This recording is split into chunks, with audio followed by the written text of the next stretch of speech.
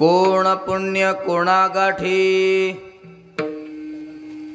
कोण पुण्य कोणा गाठी, ज्यासी ऐसी यांची भेटी,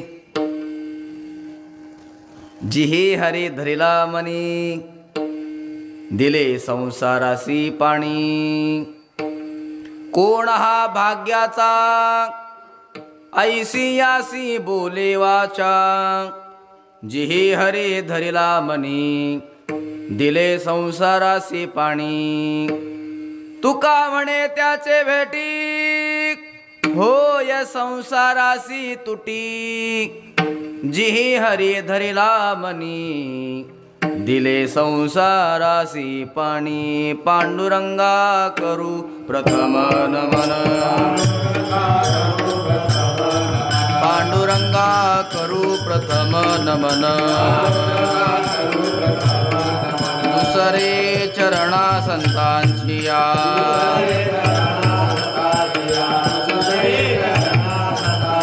त्यांच्या कृपादाने कथेचा विस्तार, त्यांच्या कृपादाने कथेचा विस्तार. बाबाजी सद्गुरुदास तुका,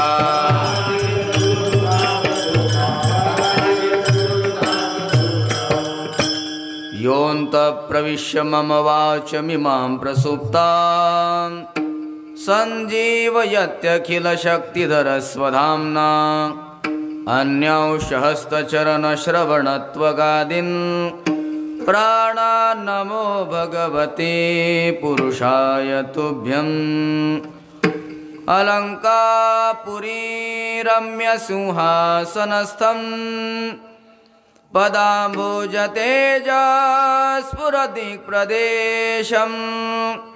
विधिन्द्रादिदेवैः सदा स्तूयमानम्, समाधिस्थमूर्तिं भजे ज्ञानदेवं. सेवे लागी सेवक झालो, तुमच्या लागलो निज चरणा. अहो स्वामी तुकया देवा, यावरी न करावा अव्हेरू. काय माझी वाणी मानेल संतांसी, रंजवू चित्तासी आपुलिया. माझी वाणी तुझे वर्णी गुणनाम, ऐसे देई प्रेम काही कळा. दयांचे केलिया स्मरण, होय सकळ विद्यांचे अधिकरण. तेचे बंधू श्रीचरण श्री गुरूंचे, ते नमस्कारून आता विठ्ठल विठ्ठल विठ्ठल.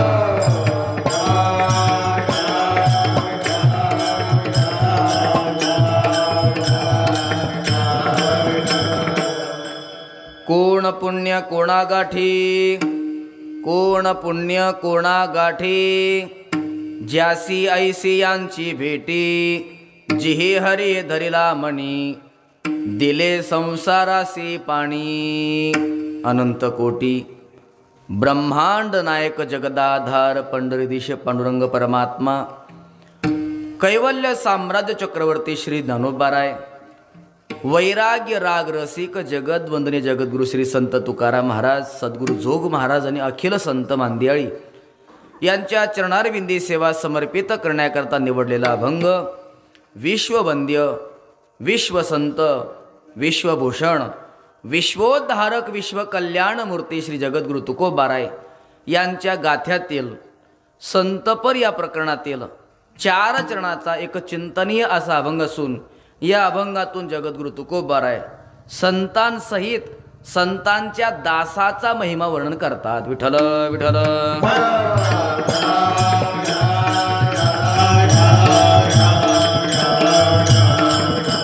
या अभंगातून तुकोबाराय संतांचं वर्णन करतात, पण ते प्रत्यक्ष संतांचं वर्णन करत नाही. मग कैमुतिक न्यायाने संतांचं वर्णन करतात. महाराज हा कैमुतिक न्याय काय? आता आमचे गुरुजी एक उदाहरण सांगायचे. असा इतिहास सांगितला जातो की एकदा कुंभकर्णाच्या नाकामध्ये चिमटा गेला एकाचा, केस उपटण्याचा, आणि तो चिमट्याला शोधण्याकरता मध्ये गेला. कुठे?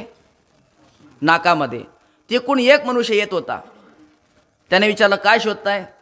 अहो म्हटले आता नाकातली केस उपटण्याचा चिमटा हरवला माझा, तो इथे आतमध्ये आलाय आणि तो शोधण्याकरता मी प्रयत्न करतोय. म्हटले चला. कुठे? बाहेर. नाही नाही, आता चिमटा घेतल्याशिवाय कसं काय जायचं? अहो चला बाहेर. पण मग का? अहो म्हणे 15 दिवसापासून 15 उंटांचा कळप गायब झालाय. त्याला 15 दिवसापासून शोधतोय, तो सापडत नाही. तुमचा चिमटा कुठे सापडणार आहे? याला कैमुतिक न्याय असं म्हणतात. जर उंटांचा कळप सापडत नाही तर चिमटा काय सापडणार आहे? तसं संतांच्या दासामध्ये जर एवढं सामर्थ्य आहे तर संतांमध्ये केवढं सामर्थ्य असेल असं कैमुतिक न्यायाने संतांचं वर्णन करतात. विठ्ठल विठ्ठल.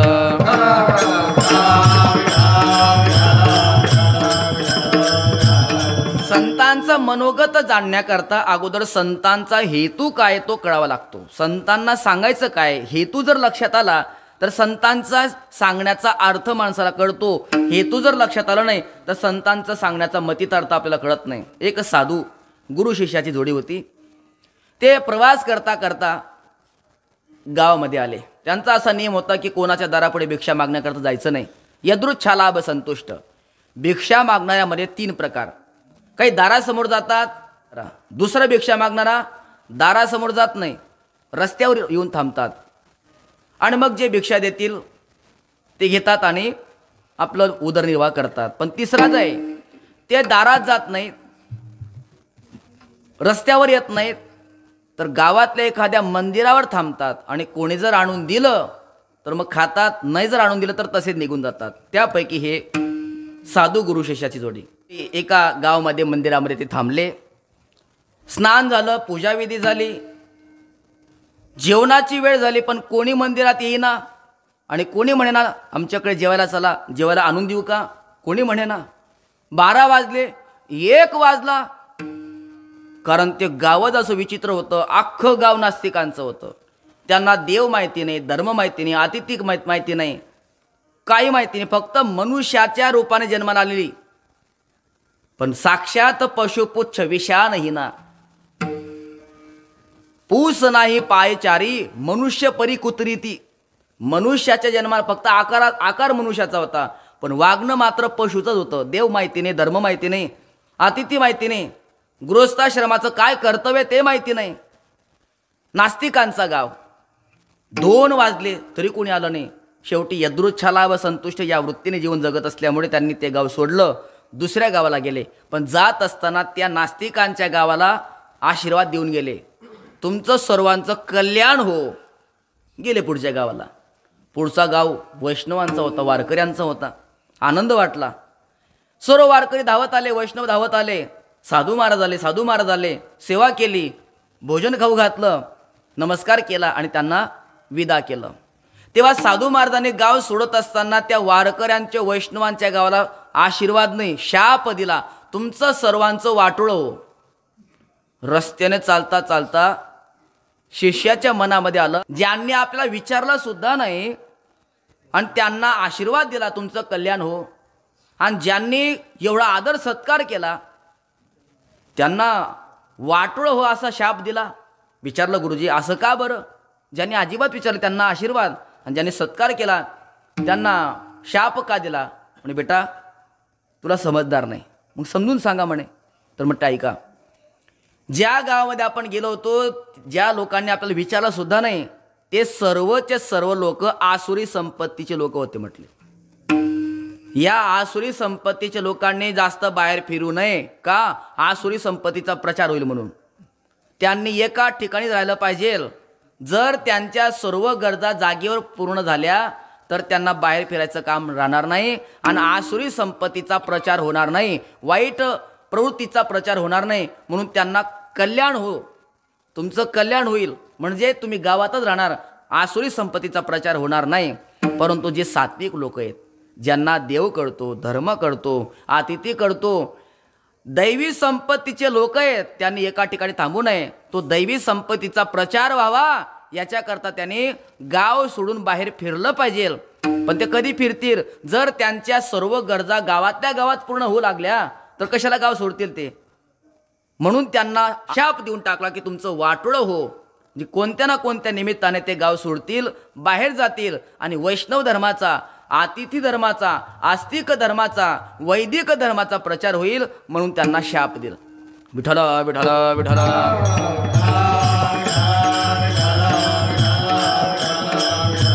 तात्पर्य साधूचं मनोगत पाहत असताना जोपर्यंत हेतू लक्षात येत नाही तोपर्यंत साधूला काय म्हणायचं हे कळत नाही. आजच्या अभंगातून सुद्धा प्रत्यक्ष संतांच्या दासाचं वर्णन करतायत आणि परंपरेने संतांचं वर्णन करतात. संतांचं जीवन हे एक हिऱ्यासारखं जीवन आहे.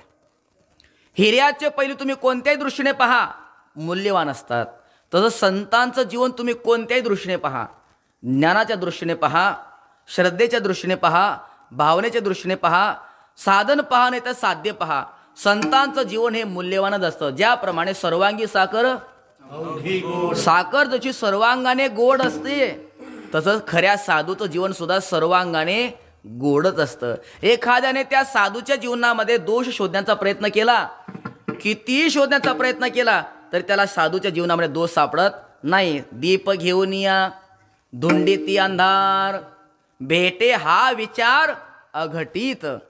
हातामध्ये दिवा घ्यायचा आणि अंधार शोधायचा. जसं आयुष्यात त्याला अंधार सापडणार नाही तसं साधूच्या जीवनामध्ये अवगुण शोधण्याचा प्रयत्न केला तर तो अवगुण त्याला सापडत नाही. तुका वा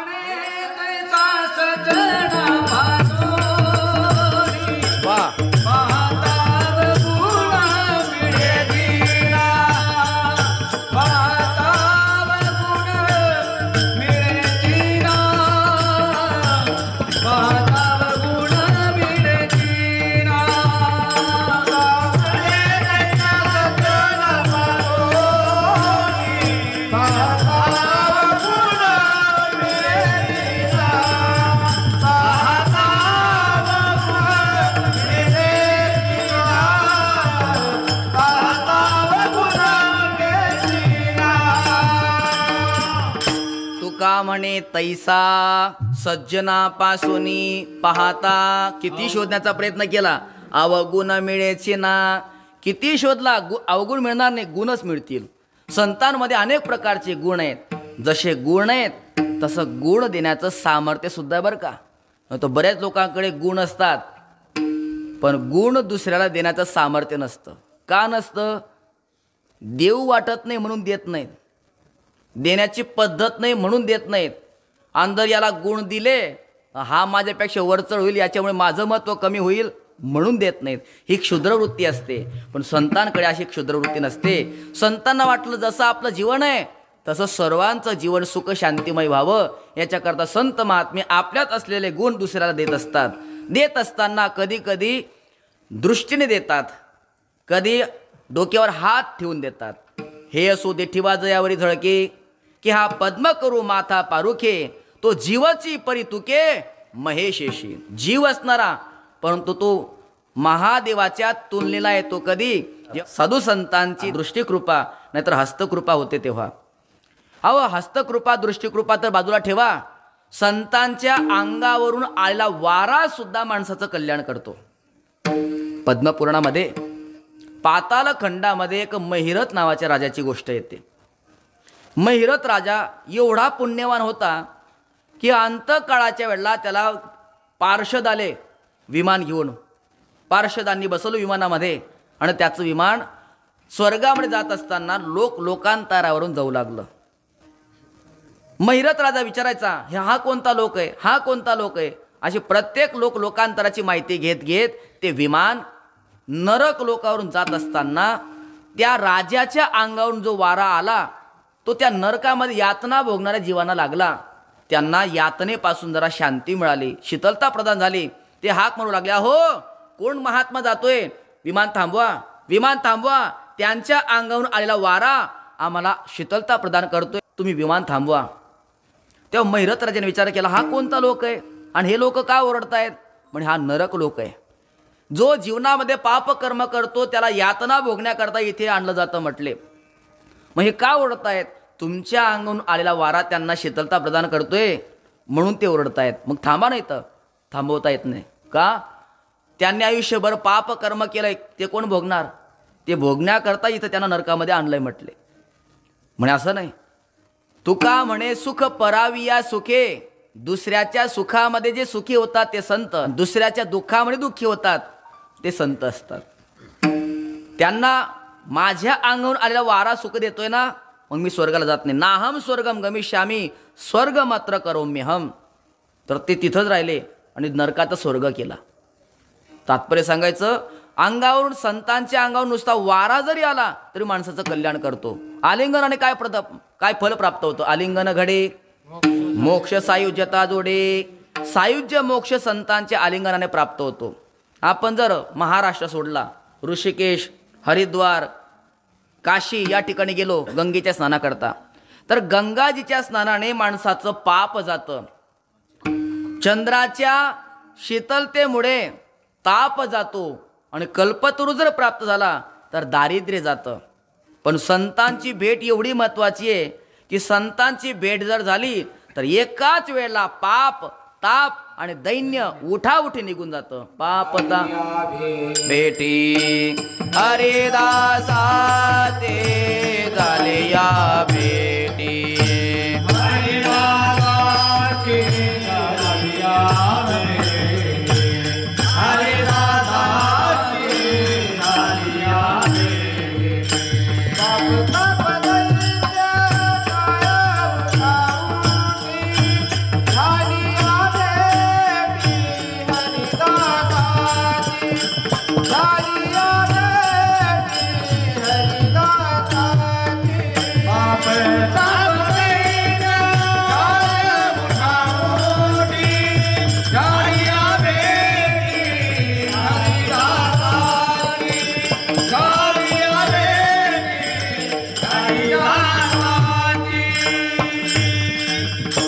झाली या भेटी हरिदासांची, या हरिदासांची भेटी झाली या. पाप ताप दैन्य उठा उठी जा. हे संतांच्या भेटीचा परिणाम आहे.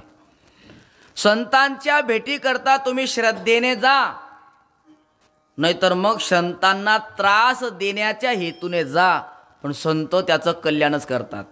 ज्ञानोबा उदाहरण देतात, या लोखंडाच्या जातीने विचार केला की परीस नावाची एक वस्तू आहे म्हटले, आणि त्या परीस नावाच्या वस्तूने आपल्या लोखंडाच्या जातीचा नाश करायचं ठरवलंय. आपण असं करू म्हटले, त्या परीसालाच नष्ट करून टाकू. म्हणून काही लोखंड आयरन बनलं, काही लोखंड घन बनलं. परीस ठेवलांवरून घणाचा आघात केला. कशासाठी? परीसाला फोडण्यासाठी. पण फोडण्याकरता जरी आघात केला ती मिळते प्रसंगी सोन्याची होईल. परीसाला कोणत्याही दृष्टीने त्या लोखंडाला स्पर्श केला तर त्याचं सोनं झाल्याशिवाय राहत नाही. तसं साधूची तुम्ही चांगल्या भावनेने संगती करा, नाहीतर त्रास देण्याच्या भावनेने संगती करा, त्याचं कल्याण झाल्याशिवाय राहणार नाही. वाल्हा कोळी नारद महर्षींच्या संगतीमध्ये आला. तो काय सेवा करण्याच्या हेतूने नाही, लुटण्याच्या हेतूने आला होता. लाव नगद कॅश निकालो. नारद महर्षी म्हणतात, नगद काय? माझ्याकडे विना आहे आणि चिपळ्या दुसरं काय? म्हणे हे नाही, कॅश काढा. अरे म्हटले, हेच आमचं धन आहे. संतांचं काय धन असतं? धन घरी पांडुरंग अभंग जे सरे दा, नारायण घरी साठविले धन अवघेची वानत या पोटी. मारण्याच्या हेतूने, लुटमार करण्याच्या हेतूने वाल्हा कोळ्याचा संघ नारदींशी झाला. काय झालं? जीवनाचं सोनं झालं, सोनं. तसं नाथ महाराज सुद्धा वर्णन करतात, माझे ज्ञानोबारा सुद्धा किती उदार आहेत. कोणत्याही भावने तुम्ही ज्ञानोबारांना शरण जा, ते कल्याण करतात. भलती या भावे शरण जाता भेटी, भलती या भावे शरण जाता भेटी. या भावे शरण जाता भेटी, भलती या भावे शरण जाता भेटी. पाडित से तुटी जन्म व्याधी, पाडित से तुटी जन्म व्याधी, पाडित से तुटी जन्म व्याधी, पाडित से तुटी जन्म व्याधी. न पाहे याती कुळाचा विचार, न पाहे याती कुळाचा विचार. पाडित से तुटी जन्म व्याधी, पाडित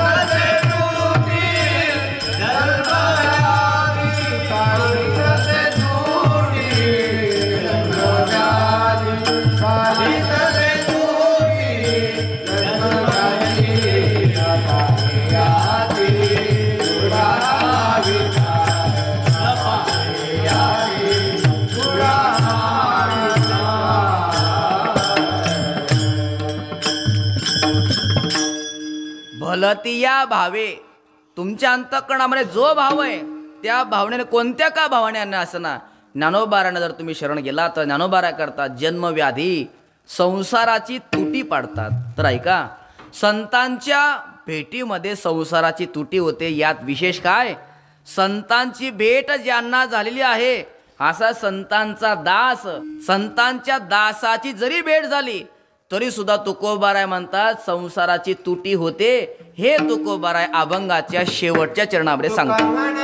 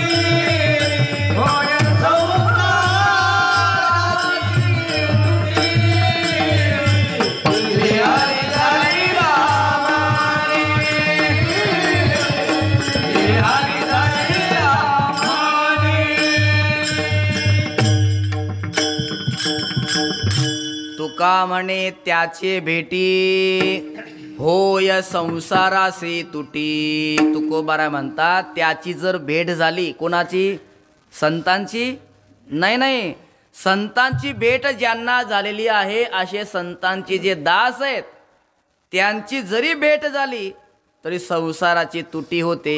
संत महात्म्यामध्ये एवढी ताकद आहे की आपल्यात जे सामर्थ्य आहे ते दुसऱ्याला पूर्णपणे देत असतात.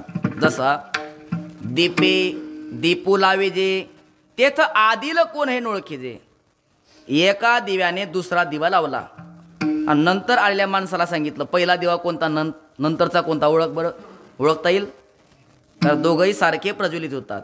तसं संत महात्मे आपणासारखे करीती तात्काळ, नाही काळ वेळ तया लागे. आपल्यासारखी शक्ती इतरांना सुद्धा प्राप्त करून देतात.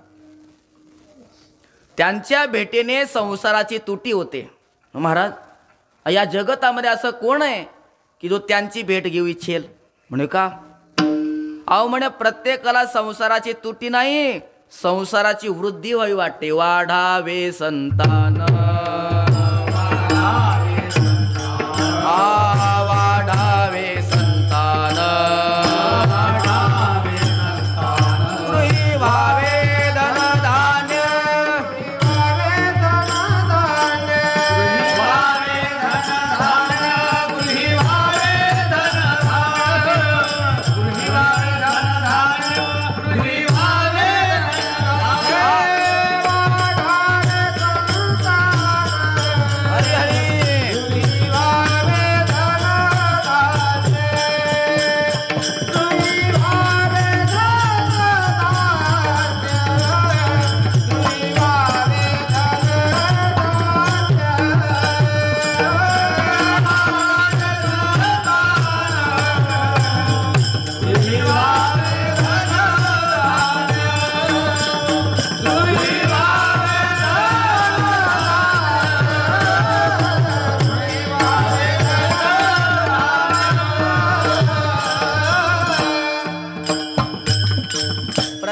संसारी माणसाला असं वाटतं वाढावे संतान, गृही व्हावे धन धान्य, आपल्या संसाराची वृद्धी व्हावी अशी प्रत्येकाला वाटतं.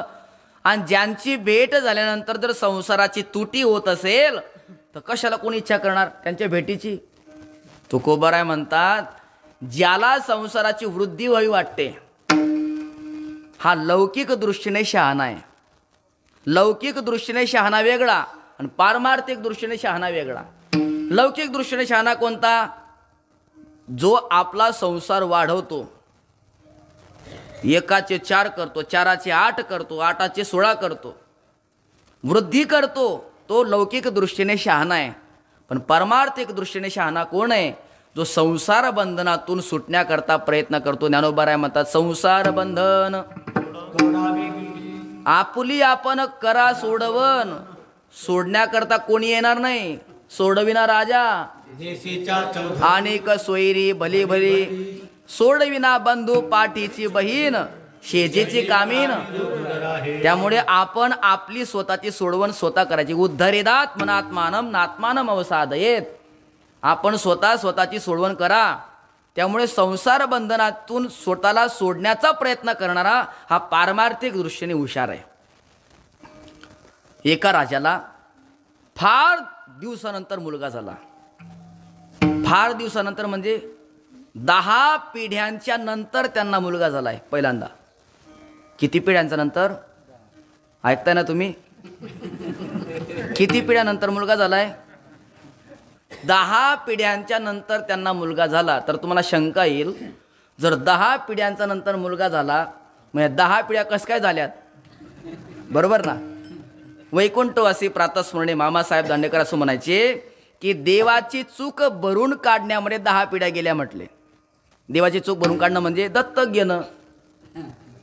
ते आतापर्यंत 10 पिढ्या जे झाल्या, तर याने दत्तक घेतलं, त्याने दत्तक घेतलं, त्याने दत्तक घेतलं, अशा 10 पिढ्या गेल्या आणि आता 10व्या पिढीला मुलगा झाला. राजाला आनंद वाटला.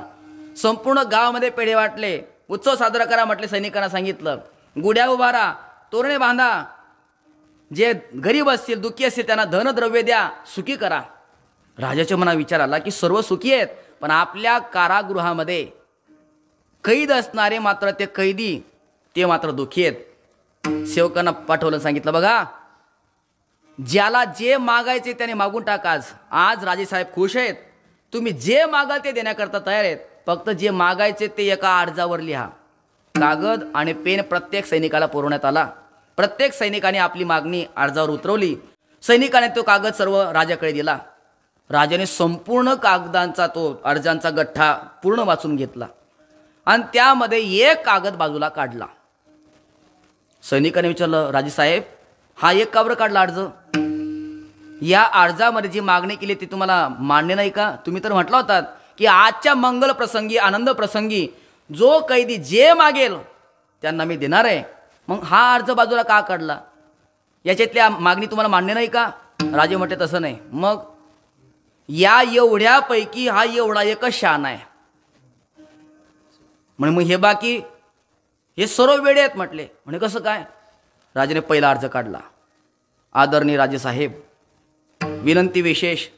मागण्याचा हेतू असा आहे, मी जेव्हा जेलमध्ये आलो, मला जेलमध्ये येण्याच्या अगोदर सकाळी बरोबर 6 वाजता चहा प्यायची सवय होती. पण जेलमध्ये आल्यापासून मला तो 8 वाजता मिळतोय, तर कृपया 8 वाजता न मिळता मला तो 6 वाजता मिळाला पाहिजे. आपला विनम्र कैदी अमुक अमुक अमुक. संपली मागणी. दुसरा अर्ज काढला. राजेसाहेब, आपल्याला विनंती विशेष. मागण्याचा हेतू असा की जेलमध्ये येत असताना मी तंबाखू भरपूर आली, पण चुना संपलाय म्हणे. आता तेवढाच चुना जर दिला तर बरं होईल. आपला नम्र कैदी अमुक अमुक अमुक. दुसरा अर्ज संपला. तिसरा काढला. राजेसाहेब, कैदेमध्ये राहून राहून अनेक वर्ष झाले, कपडे फाटून गेलेत, तेवढा सुईदोरा जर मिळाला तर बरं होईल. तुमचा विनम्र कैदी अमुक अमुक अमुक. हे सर्व वेडे आहेत म्हणे, फक्त यांच्यात एवढा एकच शान आहे. तो काय म्हणतोय, राजेसाहेब चुकीने माझ्याकडून गुन्हा घडला, पकडल्या गेलो आणि कैद झालो. आयुष्यात पुढे गुन्हा करणार नाही, चांगलं वागणार, न्यायमार्गाने वागणार. जर तुम्ही खरंच प्रसन्न असणार तर माझ्यावर मेहरबानी करा आणि आज मला या कैदेतूनच मुक्त करा. म्हणून राजा म्हटला, हे सर्व वेडे आहेत, यांच्यात हा एकटा शान आहे. हे बाकीचे वेडे का म्हटलं? हे कैदेत राहूनच मागणी करतायत म्हणून ते काय आहेत? वेडे आहेत. आणि जो बंधन मुक्त होण्याची मागणी करतोय तो शहाणा आहे. मला वाटतं आपण कशामध्ये आहोत हे आपण आपलं शोधून घ्यायचंय. आपण या गठ्ठ्यामध्ये आहोत का एका अर्जामध्ये आहोत हे आपण ज्याने त्याने समजून घ्यायचंय. तसं तुकोबराय म्हणतात, संसारात राहून संसाराची मागणी करणारा हा संसारिक दृष्टीने वेडाच आहे. मग शहाणा कोण? जो संसार बंधनातून सुटण्याचा प्रयत्न करतो तो खरा शहाणा आहे. म्हणून त्याला जर इच्छा निर्माण झाली तर संतांची भेट काय? संतांची भेट ज्यांना झालेली आहे त्या संतांच्या दासाची जरी भेट झाली तरी त्याच्या संसाराची तुटी होते. तुका म्हणे त्याची भेटी होय संसारासी तुटी. म्हटले महाराज, संतांची भेट ज्याला झाली त्याच्यामध्ये जर एवढं सामर्थ्य तर प्रत्यक्ष संतांमध्ये केवढं सामर्थ्य असेल. मग अशा संतांची भेट कशाने प्राप्त होते? तुकोबाराय म्हणतात संतांच्या भेटीकरता पुण्य लागतं हे मान्य निश्चित आहे, पण किती पुण्य लागतं हे मात्र सांगता येत नाही. म्हणून तुकोबाराय आश्चर्यकारक विधान करतात की या साधकाला याच्या जीवनामध्ये याने असं कोणतं पुण्य केलं असेल आणि कोणतं पुण्य पदरामध्ये साठवून ठेवलं असेल की त्या पुण्याच्या बळावर याला साधू संतांची भेट झाली. हे तुकोबाराय अभंगाच्या पहिल्या चरणामध्ये सांगतायत. कोण पुण्य कोण गाठी कोण पुण्य कोण गाठी कोण पुण्य कोण गाठी कोण पुण्य कोण गाठी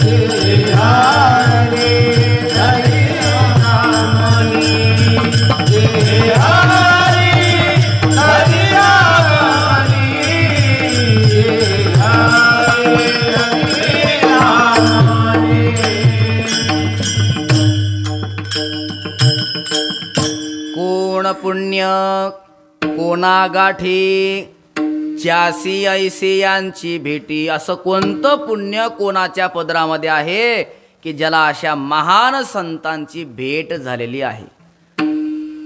परमार्थिक क्षेत्रामध्ये परमार्थ करणाऱ्या साधकाच्या जीवनामध्ये सर्वात महत्त्वाचा टप्पा आहे तो संतांच्या भेटीचा. भगवंताच्या सगुण दर्शनापेक्षा सुद्धा संतांची भेट महत्त्वाची आहे. ज्या वेळेला निळोबारायांनी जगद्गुरु तुकोबारांचा अनुग्रह मिळावा, तुकोबारांची भेट व्हावी याच्याकरता अनुष्ठान मांडलं, धरलं. 1 दिवस 2 दिवस करता करता 40 दिवस पूर्ण होत आले आणि 40व्या दिवशी भगवान परमात्मा प्रगट झाले. अहो निळोबा मी आलोय. निळोबारांचे डोळे बंद आहेत. कोण? अहो मी पंढरीचा पांडुरंग. कशा करता आलात तुम्ही? अहो तुम्ही अनुष्ठान करतायत ना, त्याच्याकरता तुम्हाला दर्शन देण्याकरता आलोय. मी बोलवलो तुम्हाला, प्रार्थना केली, मग कशा करता आलात? प्रार्थेल्या वाचुनी ओळख सुद्धा दाखवली नाही निळोबारांनी. निळा म्हणे आम्ही नोळखोची देवा. तेव्हापासून देवाने कानाला खडा लावला. खडी नाही, खडा. का? ज्यांना दर्शन देण्याकरता गेलो ते आपल्याला ओळखत सुद्धा नाही. आता किती टाव फोडा येत नाही. 50 वर्षापासून वारी करतो. किती वर्षापासून? 50. एकदा तरी देवाने दर्शन दिलं? एकदा तरी? वारीमध्ये काही त्रास झाला का तुम्हाला असं विचारलं? तुमच्याकडे काय भाव चालू आहे कपाशीचा? तब्येत चांगली आहे का तुमची सर्व परिवाराची? एकदा तरी विचारलं? काय फुली वाटे तुमच्याकडे? तुमच्याकडे कोणी हवा चालू आहे सध्या? एकदा तरी विचारलं नाही. जसं काय दगडाची खोड घेऊन बसलाय. तात्पर्य सांगायचं म्हणजे सगुण भेटीपेक्षा सुद्धा संतांची भेट महत्वाची, हे मला सांगायचंय. भेट मात्र दुर्लभ आहे बरं का. किती दुर्लभ आहे. महत् संगस्तु दुर्लभो दुर्गमो अगम्यश्च. तुकोबाराय म्हणतात बहु अवघड असे संत भेटी.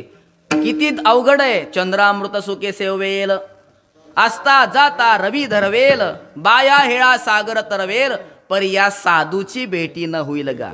म्हणजे या 3 गोष्टी होऊ शकतील. तसं पाहिलं तर या 3 गोष्टी कठीण आहेत बरं का. चंद्रामृताचं पान करणं सोपं आहे का? चंद्र अमृत वर्षाव करत असतात. कसं काय वर्षाव करतात?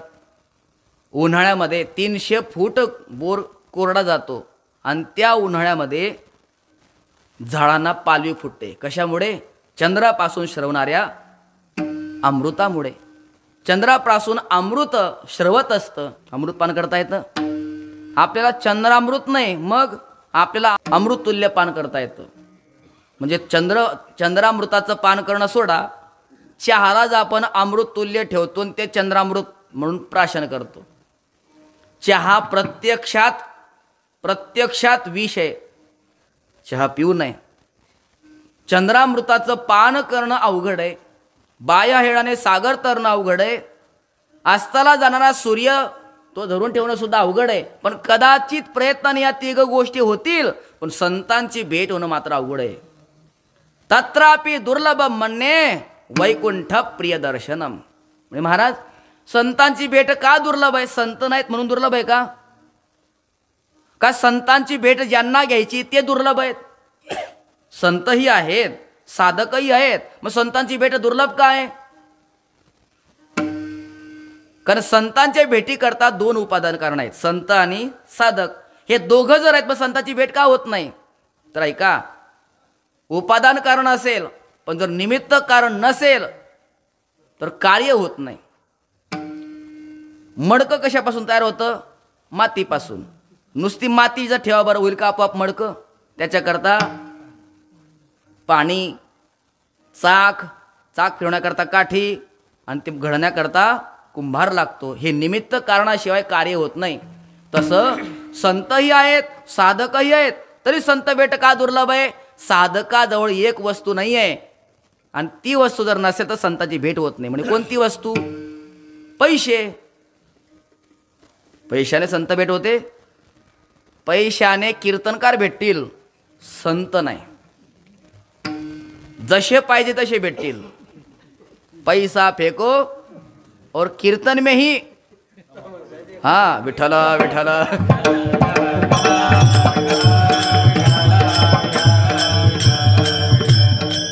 परिस्थिती फार अवघड होत चालली. पण ऐका, ज्या दिवशी महाराष्ट्राचा श्रोता जागरूक होईल आणि कीर्तन संपल्याबरोबर कीर्तनकाराकडे येईल, विचारणार महाराज तुम्ही कोणत्या संस्थेमध्ये शिकण्याकरता होते? कोणत्या गुरुजीकडे तुम्ही शिकलेत? कोणत्या ग्रंथाचा अभ्यास करून कीर्तन करतायत? असं ज्या दिवशी लोक कीर्तनकाराला विचारतील त्या दिवसापासून कीर्तनकार ग्रंथाचा अभ्यास करून कीर्तन करतील. नाहीतर आता परिस्थिती अशी होत चालली आहे, हे कीर्तन आहे का कीर्तन शब्दाचं उलट, अशीच परिस्थिती होत चालली. आता काही ठिकाणी कार्यकर्ते लोकांनी गाव सांभाळून ठेवलंय. ज्या गावाचा सप्त्याचा कार्यकर्ता निष्ठावंत वारकरी वैष्णव आहे त्या गावातल्या सप्ताहामध्ये सर्व काही अभ्यासू कीर्तनकार येतात. कार्यकर्त्यावर आहे. लोक आज कीर्तनकार बोलत आहेत, उद्या तमासगीरही बोलत आहेत. लोकांना काय? परंतु कार्यकर्त्याने ते सांभाळलं गेलं पाहिजे. विठ्ठल विठ्ठल विठ्ठल.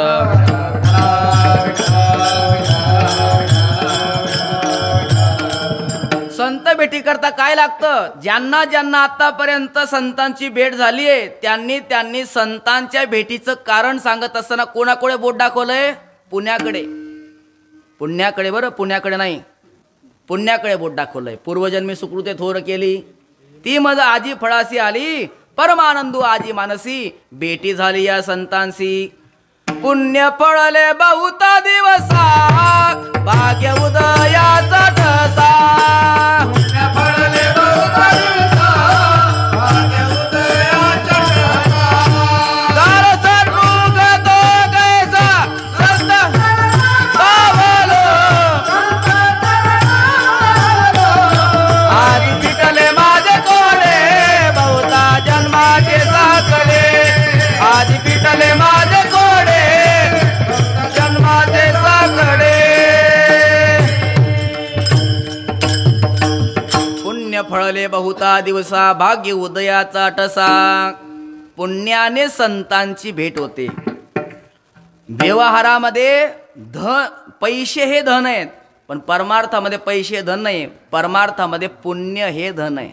परमार्थातली कोणतीही वस्तू माणसाला पुण्यानेच मिळते. परमार्थातली संतांची भेट पुण्याने मिळते. म्हणून तुकोबाराय म्हणतात भाग्य झाली, आमचं पुण्य फळ आलं आणि म्हणून आम्हाला संतांची भेट झाली. पण महाराज किती पुण्याने मिळते? तुकोबाराय म्हणतात कोण पुण्य कोणा गाठी. कोण पुण्य याचा अर्थ होतो किती पुण्य आणि कोणतं पुण्य. किती पुण्य म्हणजे जसं इंद्र व्हायचं असेल तर किती पुण्य करावं लागतं? का शतमक संपत्ती स्वर्गेची ये, 100 यज्ञ केले की त्या पुण्याने मनुष्य स्वर्गामध्ये जातो, स्वर्गाचा इंद्र होतो. हे जसं माहिती ब्रह्मदेव होण्याकरता काय करावं लागतं? का 101 जन्मा, जन्मोनी ब्रह्मकर्मा, करी तोच ब्रह्मा आन नोहे. 100 जन्म ब्राह्मणाची घ्यायची, ब्रह्मकर्म करायचं तर तो ब्रह्मदेव होतो. हे जसं पुण्य समजतं तसं संतांची भेट घेण्याकरता कोणतं पुण्य लागतं? आतापर्यंत अनेक संतांनी पुण्य लागतं हे सांगितलंय, पण कोणतं पुण्य लागतं कोणत्या संतांनी सांगितलं नाही. अहो महाराज सांगितलंय ना, कोणी? नाथ महाराजांनी. काय सांगतात नाथ महाराज? निष्कामता, निजदृष्टी, अनंत पुण्य कोट्यान कोटी. अनंत पुण्य म्हणजे जसं एकावर 1 शून्य दिला की त्याला काय म्हणतात? 10. त्याच्यावर 0 100, त्याच्यावर 0 1000, त्याच्यावर पुढे लाख, कोटी, 10 कोटी, वृंद, खर्व, निखर्व, शंख, पद्म, सागर, अंत्य, मध्य आणि एकावर 17 शून्य दिले की 1 परार्ध. जसं एकावर 17 शून्य ठेवले म्हणजे 1 परार्ध होता, तसं एकावर किती शून्य ठेवले म्हणजे अनंत संज्ञा प्राप्त होईल, अनंत संख्या येईल. अहो म्हटलं मग त्याच्यावर शून्य देऊन बघा बरं परार्धावर, मग 10 परार्ध होईल. अजून शून्य द्या, 100 परार्ध होईल, 1000 परार्ध होईल. या सर्व संख्या सांगतायत आणि संतांच्या भेटीकरता जे पुण्य लागतं ती अनंत संख्या. मग महाराज अनंत पुण्य जर मिळालं तर संतांची भेट होईल?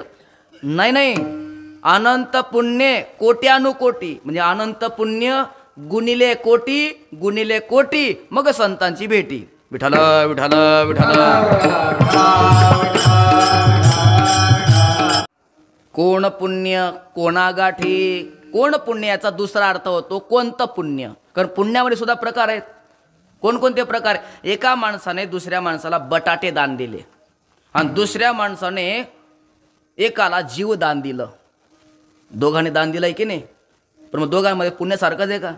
बटाटे दान करण्याचं आणि जीव दान करण्याचं वेगवेगळं आहे की नाही? एकाने वस्त्र दान केलं आणि दुसऱ्याने सुवर्ण दान केलं, सारखं आहे पुण्य? वेगवेगळं आहे. म्हणजे पुण्यात सुद्धा काय आहे? स्तर आहेत, लेवल आहेत. पहिला पुण्याची लेवल आहे भौतिक पुण्य. व्यवहारामध्ये एखाद्याला काही अडचण असेल, समस्या असेल, संकटात पडला असेल तर त्याला मदत करणं, त्या मदतीने जे पुण्य निर्माण होतं त्याला म्हणतात भौतिक पुण्य. दुसरा प्रकार आहे धार्मिक पुण्य. वेदाने सांगितल्याप्रमाणे यज्ञ यागादी कर्म करणं नाहीतर दान धर्म करणं याला म्हणतात धार्मिक पुण्य. पण भौतिक पुण्यापेक्षा धार्मिक पुण्याची ताकद जास्त असते. तिसरं पुण्य आहे आध्यात्मिक पुण्य. धार्मिक पुण्यापेक्षा आध्यात्मिक पुण्याची ताकद जास्त असते. उपनिषदामध्ये एक गोष्ट आहे, ते एक जानश्रुती नावाचा राजा होता. तो यज्ञ यागादी कर्म करायचा, दान धर्मादी क्रिया करायचा. त्यामुळे त्या कर्तृत्वामुळे तो पुण्यवान होता आणि त्या पुण्यामुळे त्याचं तेज अंतरिक्षामध्ये फाकायचं. दुपारची वेळ जेवण झालं, दरबाराच्या गच्चीवर चढला. बाजूला एक मोठा वृक्ष होता, त्या झाडाच्या सावलीमध्ये तो गच्चीवर झोपी गेला. डोळे लागले ते, फक्त झोपला नव्हता. त्या झाडावर एक पिंगळा आणि एक पिंगळी बसली होती. ती पिंगळी पिंगळ्याला म्हणते, हो बघा, ही अंतरिक्षामध्ये तेज आहे ना, हे कोणाचं आहे तुम्हाला माहिती आहे? अहो, हा जो राजा झोपलाय ना, अत्यंत पुण्यवान आहे. त्या पुण्याचं संपूर्ण तेज अंतरिक्षामध्ये फाकलंय. तो पिंगळा म्हणतो, अगं पिंगळी, तू काय याला पुण्यवान समजते? याच्यापेक्षा याच्याच राजधानीमध्ये राहणारा जो हमाल आहे, त्याचं नाव रैक्व, त्याच्याकडे याच्यापेक्षा जास्त पुण्य आहे. राजाने विचार केला की माझ्या राजधानीमध्ये राहणारा हमाल, त्याचं पुण्य माझ्यापेक्षा जास्त, आपण त्याचा शोध घेतला पाहिजे.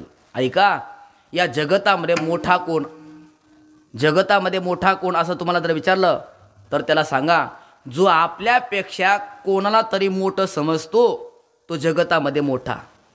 पण जो जगामध्ये कोणाला आपल्यापेक्षा मोठं समजतच नाही, सर्वांपेक्षा मोठा मीच आहे, तो या जगतामध्ये सर्वात छोटा नाही, खोटा येतो. पण तो कोणाला मोठं समजतच नाही, सर्वात मोठा आपल्याला समजतो. पण जानश्रुती राजा विचार करतोय, आपल्या नगरीमध्ये राहणारा रैक्व हमाल माझ्यापेक्षा जास्त पुण्य, आपण त्याचं दर्शन घेतलं पाहिजे. शोध घेता घेता घेता दुपारची वेळ, या रैक्वाने विश्रांती घेण्याकरता गाडी लावली आणि त्याच्या सावलीमध्ये बसला होता. राजा आला, शोध घेत पाय पकडले. रैको म्हणतो, महाराज, तुम्ही आमच्या नगरीचे राजे आहेत, तुम्ही माझा पाय का पकडतायत? मी तुमचं दर्शन घेतलं पाहिजे. तुमच्या नगरीमध्ये आम्ही कसं तरी हमाले करून पोट भरतोय, का बरं तुम्ही आमचे पाया पडतायत? तेव्हा राजा म्हणतात, तुम्ही आतापर्यंत लपलेले होतात, पण आता प्रगट झालात, तुम्ही मला ज्ञानाचा उपदेश करा. जानश्रुती राजाकडे धार्मिक पुण्य होतं आणि रैक्वाकडे आध्यात्मिक पुण्य. आध्यात्मिक पुण्य कशाला म्हणतात? आत्मवस्तूचा लाभ झाला की त्याला जी शक्ती प्राप्त होते त्याला आध्यात्मिक पुण्य असं म्हणतात. आध्यात्मिक पुण्य हे धार्मिक पुण्यापेक्षा जास्त असतं. पण हे आध्यात्मिक पुण्य सर्वांना प्राप्त करता येईल हे सांगता येत नाही. धार्मिक पुण्य सुद्धा सर्वांच्या पदरामध्ये पडेल हेही सांगता येत नाही.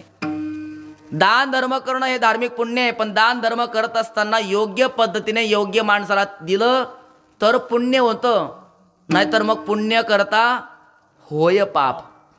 नृग राजाने ब्राह्मणांना गायी दान दिल्या, पण शेवटी त्याला सरड्याच्या जन्माला जावं लागलं. का?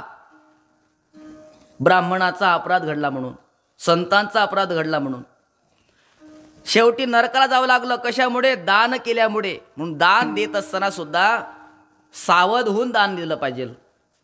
द्रव्य आणि कन्या लागे कुळकर्म शोधन्या, लागे कुळकर्म शोधन्या, लागे कुळकर्म शोधन्या.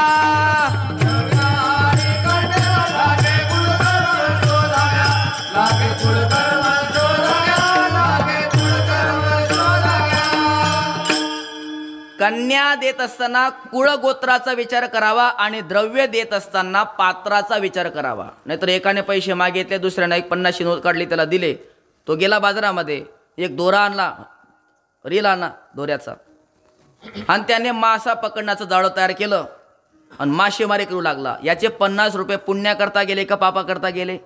म्हणून पैसे देत असताना ज्याला आपण पैसे देतोय, दान देतोय, ते योग्य पात्र आहे का हे याचाही विचार आपण केला पाहिजे.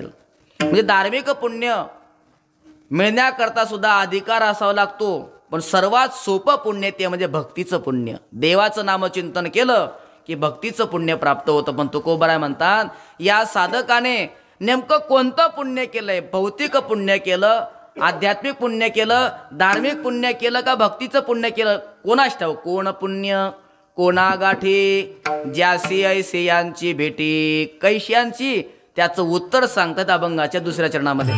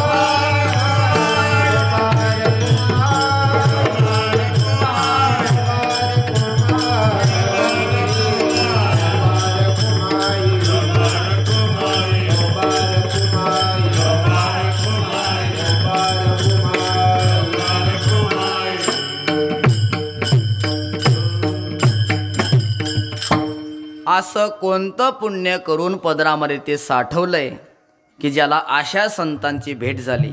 आशा म्हणजे कशा? जिही हरी धरिला मनी, दिले संसारासी पाणी. ज्यांनी अंतःकरणामध्ये हरीला साठवलंय, देवाला साठवलंय आणि संसाराला पाणी दिलंय. संसाराला पाणी म्हणजे जसं आपण कांद्याला पाणी देतो, कपाशीला पाणी देतो, ऊसाला पाणी देतो, तसं या संतांनी संसाराला काय दिलंय? असा अर्थ घेतात अनर्थ होऊन जाईल. पाणी शब्दाचा अर्थ होतो त्याग, समर्पण. ज्यांनी संसाराचा त्याग केलाय. संसाराचा त्याग दोन पद्धतीने, एक कृतीने केलेला त्याग आणि दुसरा वृत्तीने केलेला त्याग. जर नुसतं कृतीने त्याग केला तर तो कधी बाधा आणेल सांगता येत नाही.